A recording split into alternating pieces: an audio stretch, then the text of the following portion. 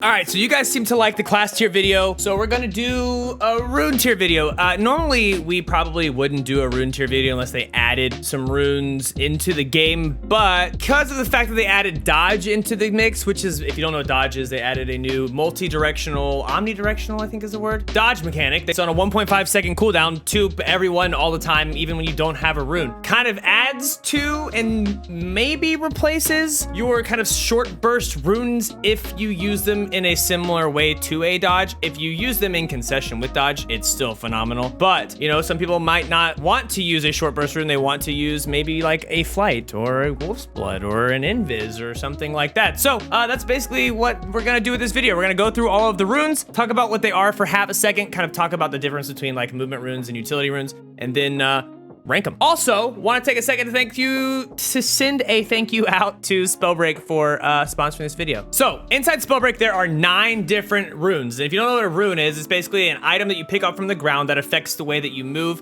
slash small abilities that you can get inside of Spellbreak that also have different tiers. There's 5 different tiers of them. They are like the normal white through gold, basically. Anyways, we're going to list which ones I think are in what order and why. So we're gonna start with number 9. I think I'm still gonna go with probably Wolf's Blood. Wolf's Blood definitely. Before I get into this, I know some of you guys are like, oh my God, I use Wolf's Blood. Why is it so bad? None of these options are bad anymore. Okay, not a single option is bad anymore because you still have your movement rune, and now you've got the +4 run speed with Wolf's Blood, right? Still good. The Wolf's Blood actual ability, seeing people through a wall, still really good, right? I just, you know, personally, if I see a Wolf's Blood, I'm just not gonna pick it up. If you are tired of not being able to see invisible people and people going through their vanishing mist on toxic and whatnot, or you lose people easily in like buildings and forests or whatever, Wolf's Blood is gonna be great for you. I just, you know, it's gonna go in my 9 slot because I just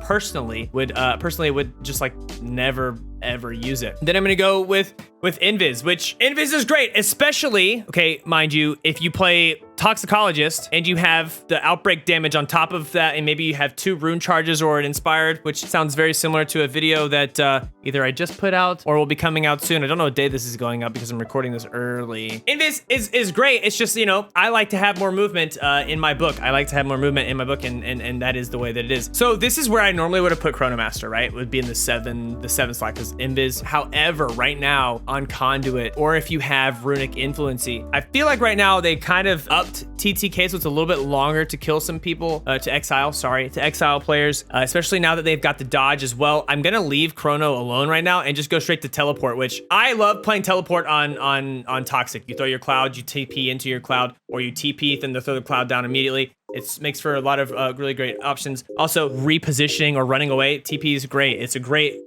thing at that. But there are runes that are better than that, like Flight, or for oddly enough, Spring Step is really good at that as well. A lot of you are not gonna like this option because I see this rune quite a lot, and it's absolutely infuriating to a Dragonfire player who doesn't have a long range gauntlet. Also, now that lightning isn't super long range anymore, this rune kind of is a little bit more viable. But there's still Frost, and Frost still does a lot of damage. So if you go up in the air with Featherfall, you're probably going to get sniped straight down. And if you just get lucky and you're not with there's no Frost players around, it's a great rune. It's just, you know, with Frost being available, and lightning can still shred this thing, don't get me wrong. Featherfall is gonna go in that, what number are we on? Featherfall in the 6. Okay, now I'm gonna put Chrono into the mix. Chrono is really annoying to fight. I absolutely hate fighting Chrono, especially on Conduit, because they can just throw their lightning strike and then Chrono, and then just keep zapping, and then lightning strike, throw the Chrono, and then just keep zapping, and then just rinse and repeat, especially if they have runic fluency. Oh my God, it's so infuriating to play against, but that doesn't mean it's a great rune everywhere else. You do, however, have a dodge. If you want to run Chrono Master, I don't think that like dodge necessarily changed this list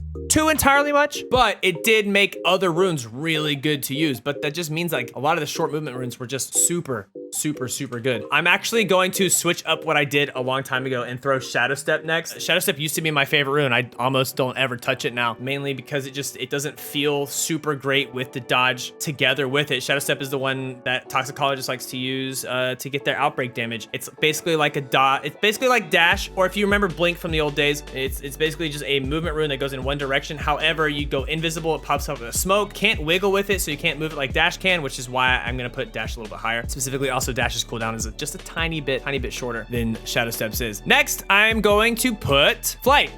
Flight's great. I normally would never put Shadow Step below Flight, but Flight currently, right now, when you can get out of dodge, go straight up into the air, use it as a short burst rune if you really want to, especially if you have runic fluency. You also have the dodge. You have a lot more versatility with the Flight rune, and I think it's actually in a phenomenal spot. The reason I think that it's better at repositioning and getting out of the way than teleport is because they actually added like a little bit of a wind up on teleport. So you're gonna hit that rune and you're gonna have to sit there for like a second or so. Flight is not nearly as long, I don't think. You pop up and then you fly. You can kind of control which way you're going. You can also loop right around. You can dash if you want to with the Flight rune. If you've never seen it, then I'll try to put some footage up there for you to see it. But yeah, so we're gonna put that one. Also, this, I never would have expected me to do this because for the longest time, I actually hated Spring Step because it was just straight up and down. And then they had some like weird things with it. So I'm actually gonna put Dash in the number 2 slot and then put Spring Step in the number 1 slot right now. Dash, fantastic rune, but it feels a little bit weird to use it with dodge at first. Afterwards, it's really, really nice. Also, which I haven't talked about much of anything right now, is Levitate, and Levitate affects all of these runes as well, especially like Featherfall. It helps you get in the air. Flight helps you get in the air. Dash, actually, if you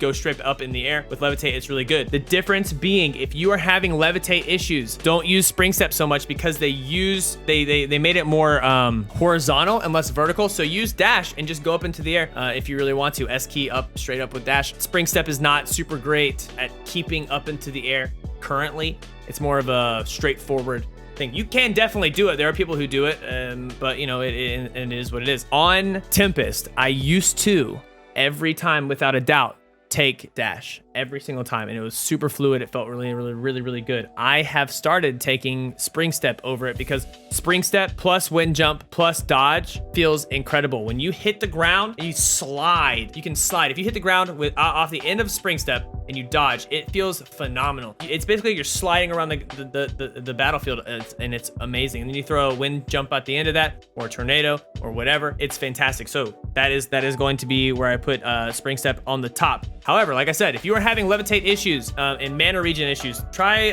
Wellspring or Dex and use a rune that's going to get you into the air, like Featherfall or Flight or Dash. Try them.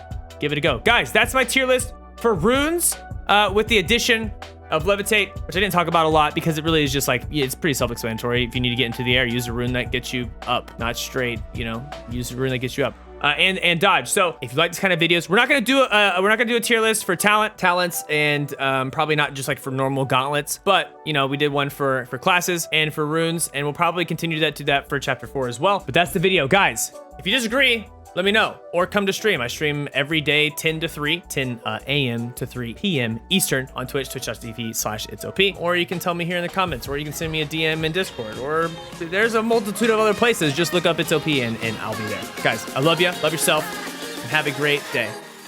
Peace.